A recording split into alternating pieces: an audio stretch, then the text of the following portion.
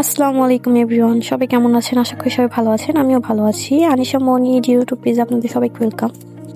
তো এখানে আমি লাল শাক কেটে নিয়ে আসছি। তো ভাতের পানি আমি বসিয়ে দিয়ে আসছি। দেখেন মুরগিগুলো আমার দিকে তাকিয়ে আছে।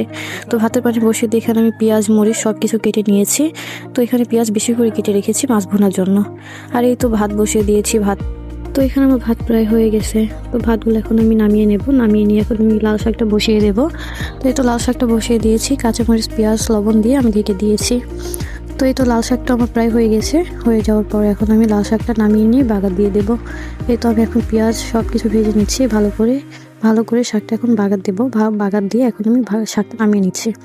তো এখানে মাছ ভাজার জন্য তেল দিয়ে দিয়েছি। মাছগুলো ভালো করে ভেজে নিতে হবে। এই তো দেখেন লাল লাল করে ভেজে নিয়েছি। এখন আমি মাছগুলো তুলে নিয়েছি বাটিতে। তো এখন আমি মাছ ভুনার জন্য পেঁয়াজ কাঁচামরিচ এখানে ভালো করে ভেজে নিচ্ছি। ভেজে নেওয়া হলে একটু সামান্য পানি দিয়ে এখানে আমি মশলা দিয়ে ভালো করে কষিয়ে নিয়েছি।